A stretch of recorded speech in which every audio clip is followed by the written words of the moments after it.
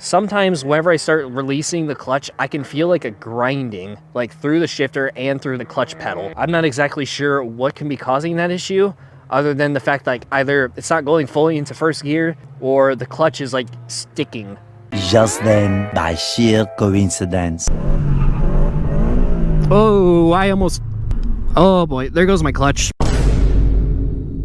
It's time to roll, Bobble.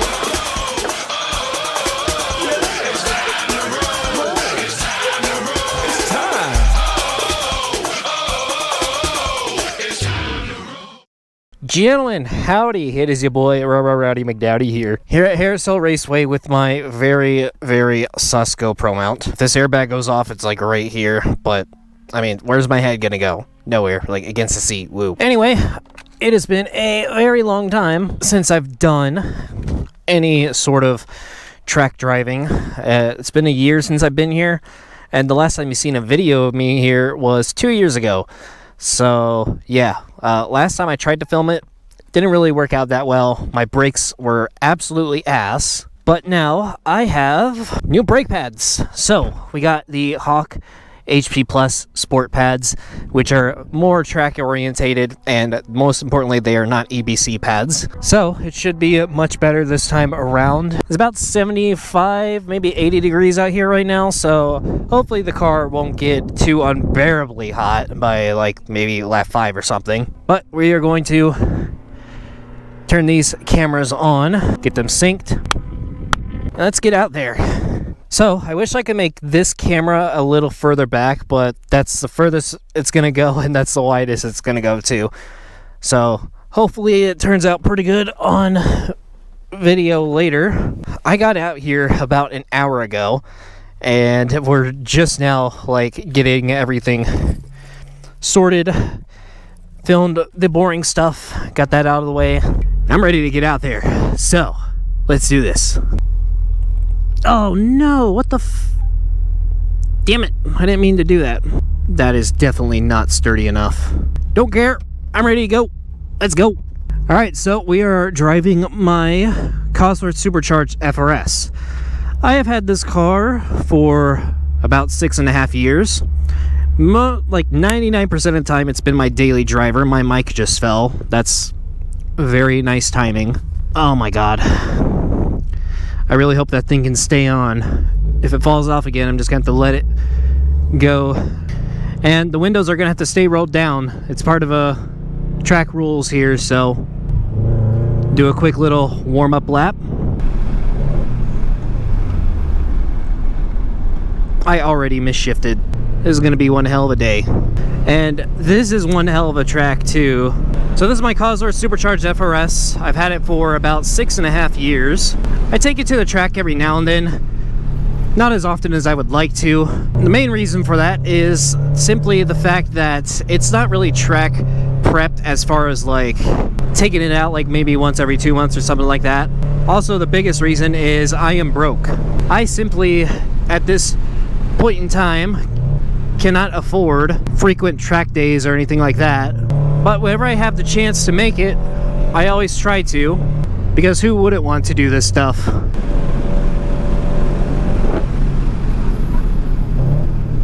This track gets bumpier and bumpier every time I come out. I don't even feel like talking anymore, I just want to drive. Now I gotta stick to the right side of the track because there's a massive bump right there. And this is a very difficult track to drive to. It's got a lot of awkward corners, but it is very fun, especially this final corner. Kind of a weird approach. I can't get on the brakes that hard or else the back end will just absolutely lose it. So you gotta kind of take these corners with caution and kind of plan ahead for it. Let's go hard on the brakes this time. That is really good. Way better than last time. ABS is kind of going crazy though. This will be the real test right here on this bumpy part. Oh, that is really good. Nice. I dig it. Just slowly trying to find my braking zones.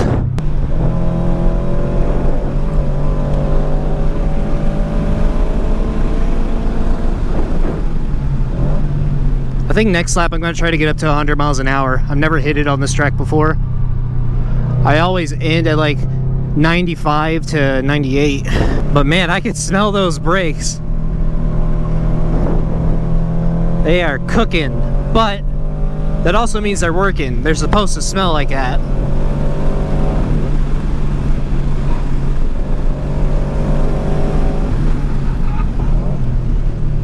Oh man.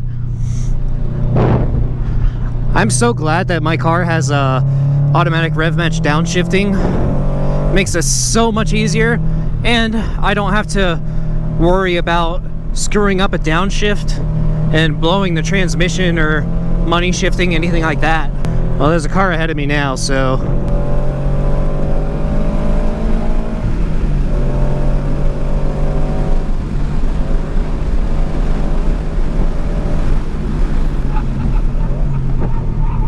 whew.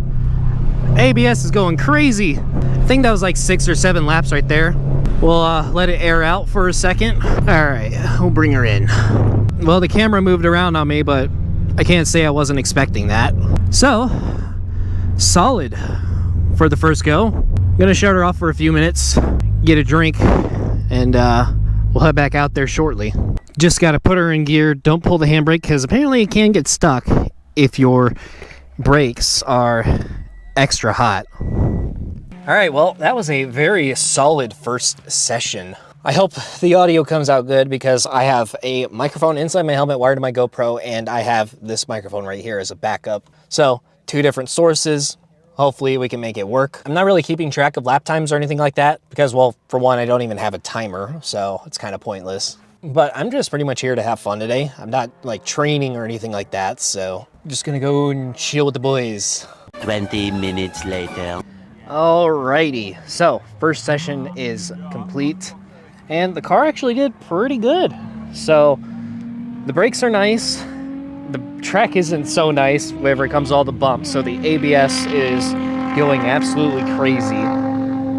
And well, I also have a major skill issue at this track. I've only been here a few times, and I don't know the proper braking zones or driving line still, even though I was instructed on it the first time I came out here. But, you know, sometimes you forget shit. So, I am getting a little bit faster though, and the car is feeling absolutely phenomenal. But the track is just so bumpy that it kind of feels floaty, like going down the straights, because like the car will be like this, but the wheels are going wow, wow, wow. So, yeah, I don't know. But it is driving very nice, as I've said for the 3rd time already. And yeah, so gonna go out here for another session here in a little bit. I'm also gonna ride in Yusef's, I don't know why I did 360 here. I'm also gonna ride in Yusef's NC Miata. He's got a lot of stuff done to it, and those tires are probably thicker than mine, and they are RT660s, I believe. So that thing is going to be an absolute rocket, even off with like stock power. I don't know if you guys remember the last video that I made out here about 1.5 years ago. I rode in his Civic, and that thing was like hurting my neck with all the G's that it was pulling. And he's saying that this one is even faster, even though it has Miata speed. So we're gonna take a ride in it here in a little bit and see what it's like. Hopefully I don't throw up. Good thing I didn't eat today. That's that was a good move. All right. What all do you have done to this again? So it's stock power, coilovers, no rear sway bar, stiff front sway bar, brake pads, wheels, tires, and then I also, one other thing I did is I put like a reducer on the power steering pump to make the steering a little bit heavier. Oh yeah. Because it's hydraulic, and I just wanted it to be a little bit heavier. Other than that, stock. Oh boy. Yeah. So it's really slow, but it corners really fast. Yeah. And for everybody watching, this is supposed to be faster than his Civic that I rode in 2 years ago. Yeah, it's not faster in a straight line, but it does like the same lap times. Yeah. The thing that'll probably scare you the most is the braking.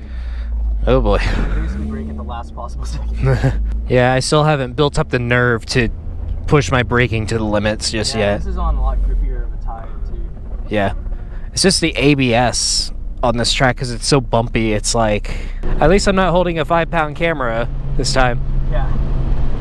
There's not much to move to anyway. Yeah, Awesome. that was definitely a mistake last time. Oh yeah, this thing stops on a dime. Ooh.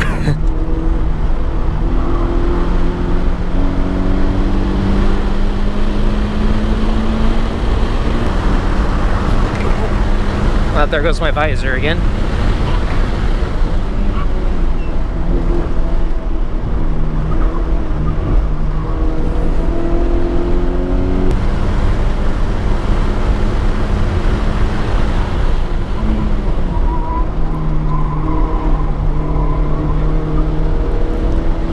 This is my first time in a Miata on track, and I can't believe how nimble it is. Like, it's fast, but it doesn't feel fast, if you know what I mean. See how fast he gets at the end of the straight. Whoa. Little under 90 miles an hour at the top of the hill. That turn's always the most painful. Yeah. It's just crazy because you're like halfway through the turn, you're braking. Oh shit, that's a GT3 RS over there. Yeah, it's gonna pass us. It's a GT2. Oh, 2? Yeah. It sounds like a diesel. Oh boy.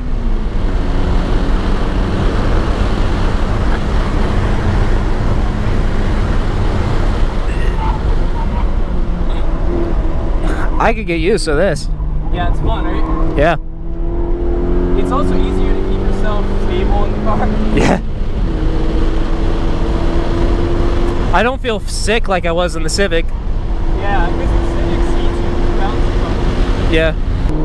Oh, we got some more people pulling up.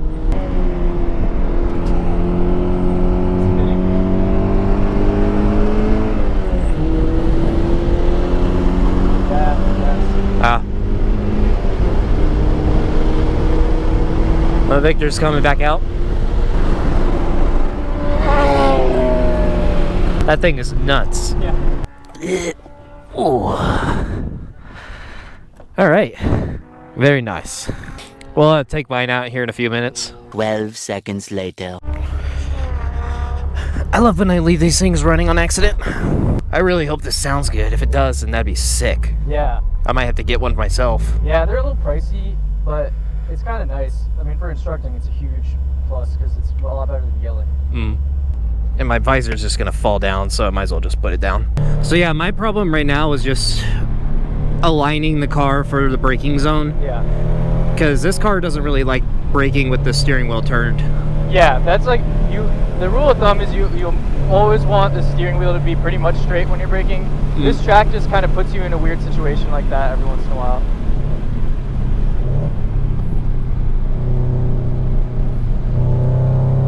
And it really likes to rotate off throttle like that too.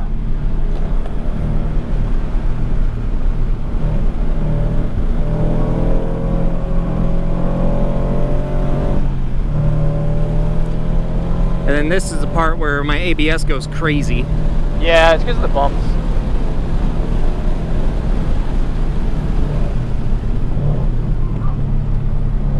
Yeah, stickier tire will solve that a little bit. Mm.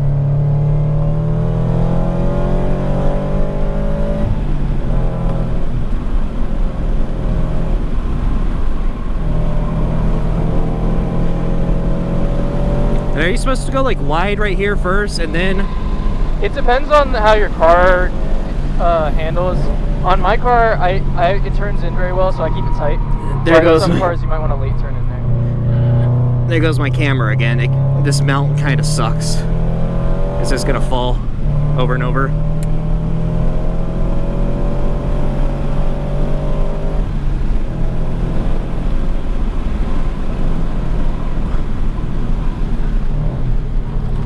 I'm not using all the brakes right now, but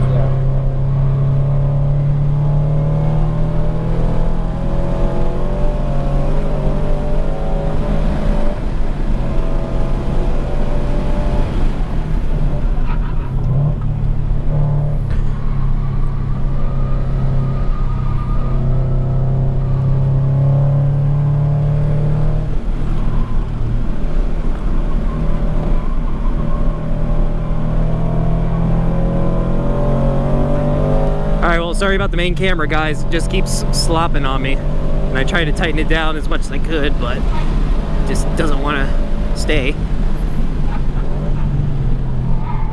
Woohoo! Hella understeer.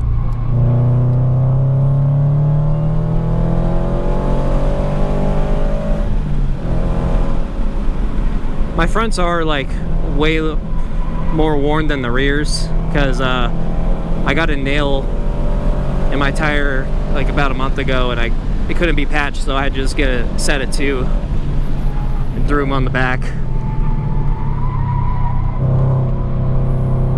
Also, I forgot to check my air pressure last session.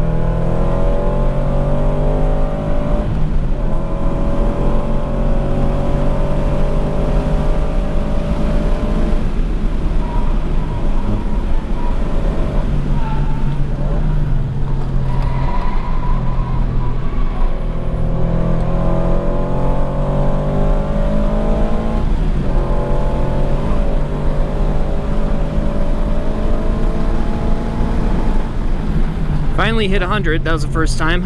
Oh, nice. Yeah, I'm like, even on my fastest lap, I only hit like 95, 96. Yeah. You could hit 100 in your BRZ, right? Yeah, I actually hit 102. I think in Canute's car you can get like 105 because he has so much more grip. What tires were you running? On my BRZ, I just had the stock tires on it, but they're PS4s, so they're pretty grippy. Oh. I would say they're probably grippier than these a little bit. He has like RE71s on his car, which are crazy grippy.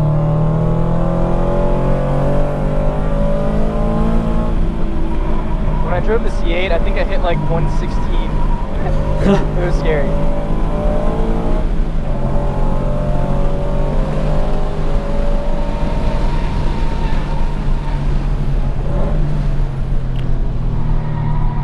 I think I need to get more ballsy in this braking zone. Yeah, so like the key to these like understeery braking zones is get on the brakes really hard initially and then slowly release as you're turning in. It'll help the nose stay planted and it'll give you more front grip. Because what's happening is the car has no front grip, so it's just like skidding on the tire and pushing you out wide. Like on the Miata, I basically just brake into the corner, slowly release the brakes, and then as soon as the car is finished turning, then I stop the throttle. Or I'll like jab at it to kind of wake up the car. Yeah, these front tires are struggling right now with these My brakes. car's pretty front grip limited too.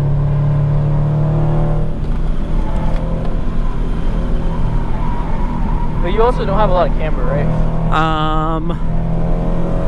I'm not exactly sure. I haven't had an alignment in forever. Yeah, camber helps a lot on McPherson cars.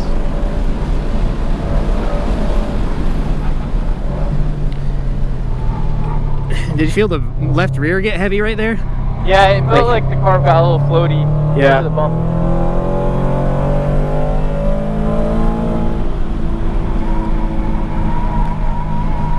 Yeah, my front tires are...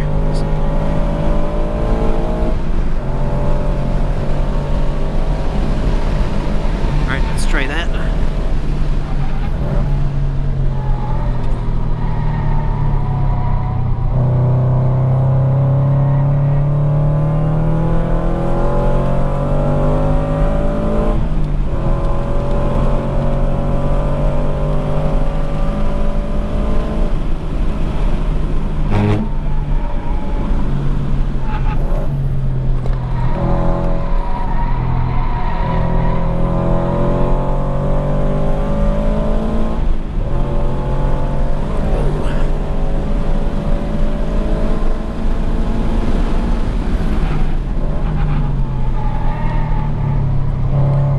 They weren't screaming like this on the first session, that's for sure. Yeah, they're probably just getting hot from all the braking. Yeah. I'll finish this one and do a cool down. I'll check the air pressure, drop it if I need to.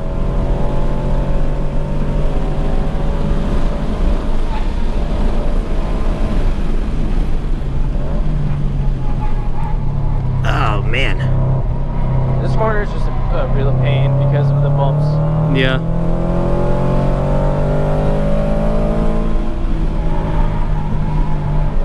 Now this is nothing but understeer now. Yeah.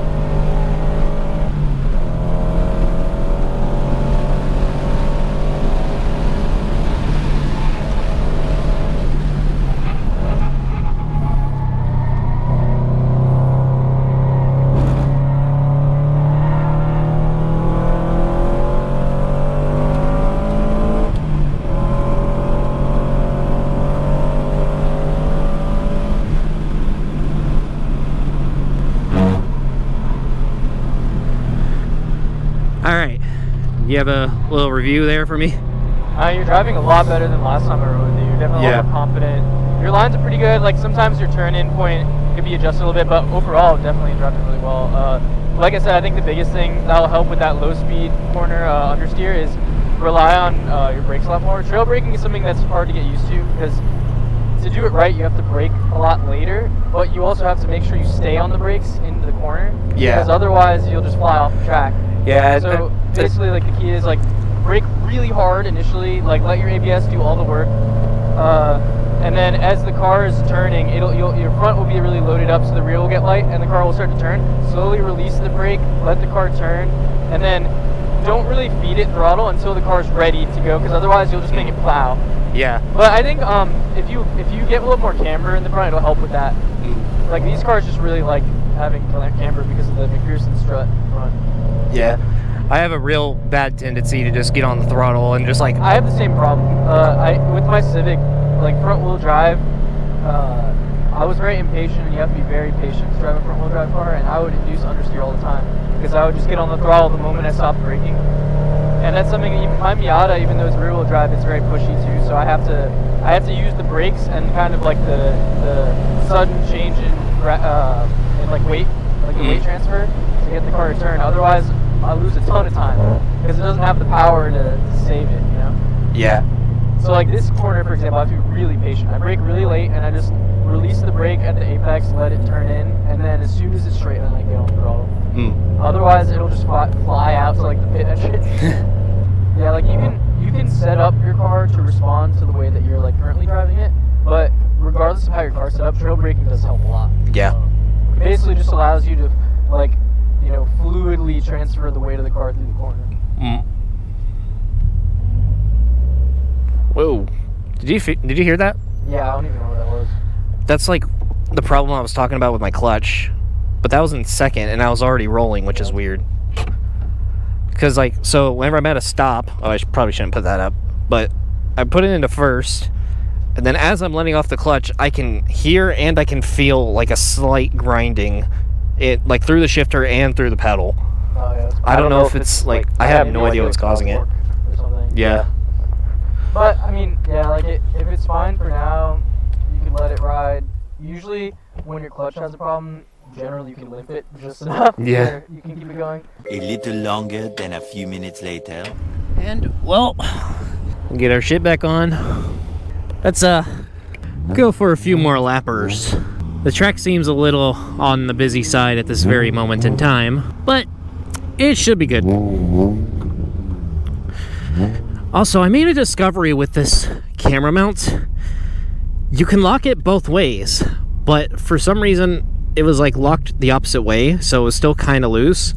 So I just tightened the shit out of it the other way, and well, hopefully now the camera is way better.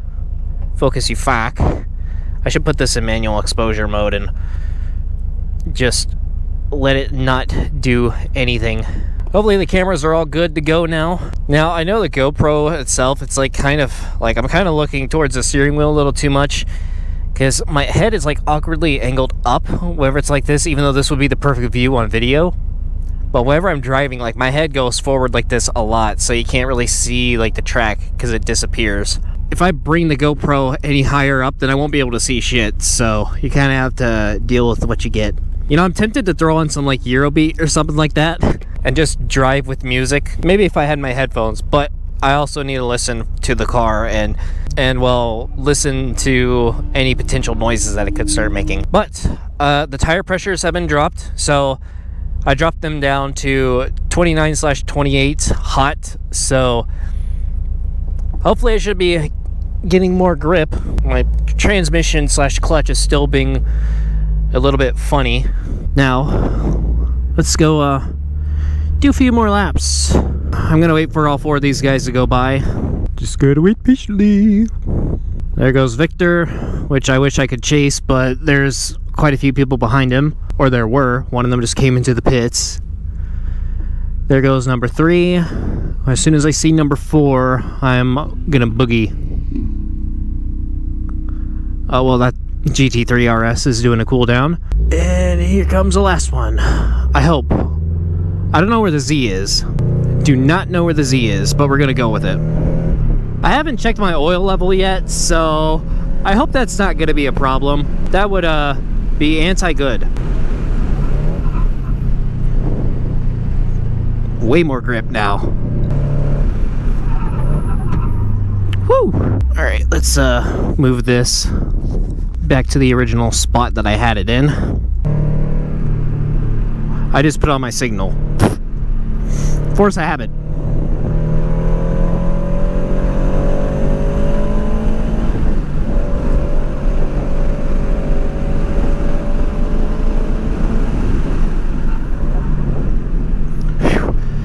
That is super good on the brakes now that I dropped the tire pressure. Just 4 PSI makes that much of a difference. My TCS is kicking on quite a bit too, but I'm not gonna turn it all the way off. I'm not gonna risk spinning out or going off track just to feel just a tiny bit faster. Not yet, at least. Or not today, I should say. So while we're driving, let me tell you a little story about how this car almost made it to Grid Life Road Atlanta 2017.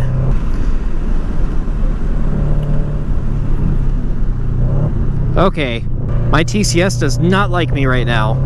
What is going on? So it is summer 2017. I am delivering pizzas in my FRS. That's a story for another day. And I randomly get this check engine light and my throttle shuts off. And I'm like, what the hell? I can't move the car. I can't do anything with it. Oh, no wonder I'd never turned TCS off in the first place. That explains it. Herp derp. So the throttle shuts off and I can't move the car or anything, so I'm like, what the hell? A friend brings me his scan tool and we find the check engine light code for it. It's like direct injector circuit open or something like that. I had no idea what the fuck that meant back at the time, so I turned the car off, and then by the time I turned it back on, my throttle was back. And I was like, okay, what the hell? But the check engine light stayed. And over the next couple days, the car would still like randomly lose throttle, come to a rolling stop, and then I'd have to restart the car or clear the code to get my throttle back. At some point during this whole ordeal, I go about 1 week without ever having the code pop up. So I'm like, fuck it, I already registered for Grid Life Road Atlanta, I'm gonna go. Which, I registered for Grid Life Road Atlanta like a couple months in advance, so this was before this problem even came up in the first place. Been planning the trip for months. So then randomly the car just stops misbehaving for a few days. I'm like, oh, fuck it, I might as well just go. So I pack up, I begin the road trip to Atlanta. Everything's going great, nice, not so enjoyable road trip, but a road trip is a road trip. I make it to Road Atlanta with all the boys, get my car tech inspected, head to the Airbnb. Day 1 of Grid Life goes well. I'm not driving on day 1, I'm just spectating, because they weren't doing HPDE on that Friday. So by the time day 2 rolls around, this is a Saturday, the day that I'm supposed to drive, I'm on my way to the track, and the check engine light comes back. So, at this point, I am super mega bummed. Because, well, the cursed problem has returned once again. And there is absolutely... Woo! Went a little wide right there. There is absolutely no way that I would drive with that check engine problem. And I could lose throttle at like any important time. I still don't know what the actual problem is, so I am bummed out like crazy. I don't go on track, and I basically just give up, essentially. Oh, I almost... Oh boy, there goes my clutch. My clutch is sticking. My clutch is sticking. That ain't good. Uh-oh. I'm gonna have to investigate this. My clutch pedal, the reason why I misshifted right there was I was going into the corner. I pressed the clutch in the downshift, but the clutch never came back up. So,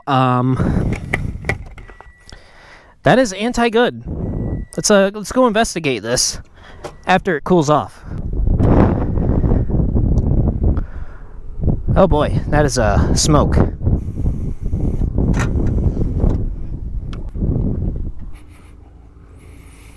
I mean, I guess I smell clutch. I don't know what I smell. Fuck.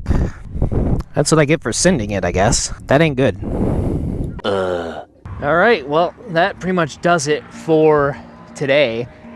It's unfortunate that it had to end in a shid, but I can't say I did not expect the clutch to have some sort of issues today. Overall, it came out pretty good. I hope the GoPros did well. I hope the audio was good. I know in that session where Yusuf and I were talking through the communicator, the camera was like so close to the dash, and because it was moving around everywhere, it actually like pressed the record button over and over again. So it kind of cut out a few times. I don't know how much footage I lost because of it. And yeah, so cards still need some work. And by the time I'm ready to get out here again, it's probably going to be in the 90s. And well, I kind of want to go ahead and start getting some cooling mods for this thing. Oil cooler and hood vents, most importantly. But it's still my daily at the moment. I'm still broke as hell. But the cool thing is that the Gran Turismo videos and, well, the channel in general is going to be funding this, because all of the revenue that I make on this channel goes into this car and into basically wherever track I bring it to. Because my end goal with YouTube, I want to phase out the gaming content eventually and start doing this stuff as my main thing. But that's not going to happen for a very long time. And I know some people out there would not want me to do that for some reason. But, you know, that's just the way I want to run things. And eventually, when we get to that point, I'm going to go for it. So thank you guys for watching. I learned quite a few things regarding the filming stuff, so hopefully next time we come out here it'll be a lot smoother, a lot more entertaining, a lot more efficient, and hopefully we'll do some more cool stuff. So we kind of want to do like little track battles where we have a chaser and a follower, kind of like Toge style, but on a racetrack. So maybe that'll be interesting for the future. And well, thank you guys for watching, and I'll see you next time. Rowdy McDowdy out. Soon after. All right. Well, unfortunately, things are not as good as I originally thought they would have been, because my clutch pedal is not really behaving that well. So I'm gonna have to limp it home. The bad news is, every time I push in the clutch, it sounds like something's gonna blow up. The good news is, it sounds fine in gear. So I'm just gonna try to do this trip with as little gear shifting as possible. It's an hour drive. I hope this is gonna be fine. And I hope I don't blow up my transmission in the process, but I am literally gonna baby it all the way home.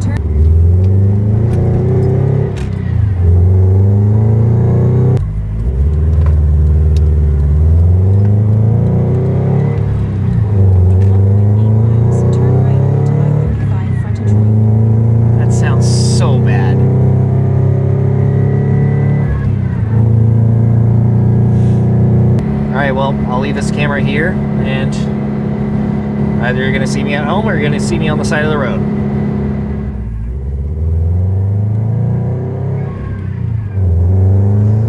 Damn. Oh, it's stuck right there. So not only is it very noisy, whatever that whining noise is, but it's also like still sticking every now and then.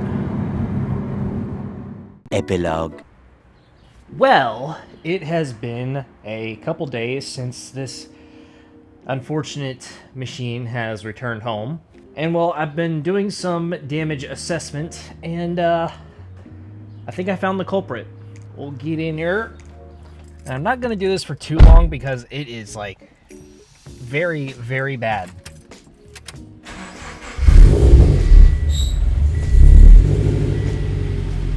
So you heard that little squeal, right? I'm gonna press down on the clutch.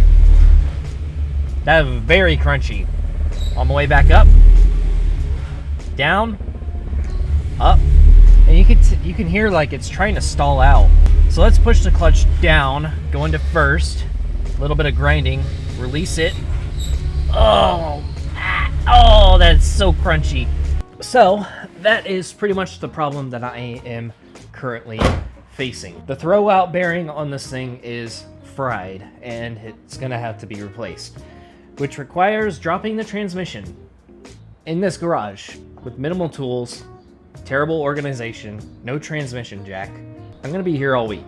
Now, what I initially thought the problem was the slave cylinder, because if you look down here in the engine bay at the clutch hydraulic line, you can see like on the slave cylinder end, there's a lot of shmoo built up on there, which means that it is leaking fluid, but it's not leaking it so fast to where like I'm noticing a drop in the reservoir.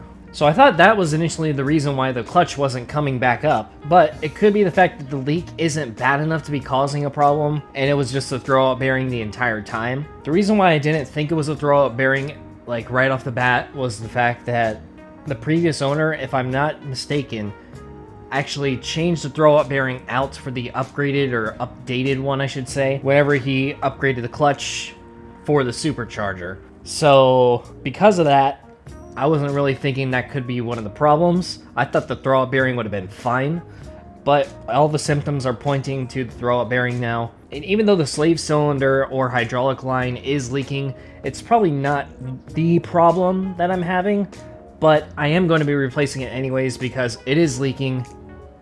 It's not supposed to leak, so we're going to be replacing that. And I'm also getting recommended to change out the clutch fork and pivot as well, which is like another $200 on top of everything else I already have to pay for. The throwout bearing is inexpensive. It's only like less than 30 bucks. Slave cylinder was 70, the line was 30. And well, I ordered one-day shipping on the line, so that's an extra 30 bucks down the drain. So we're looking at maybe 350 or more in damages.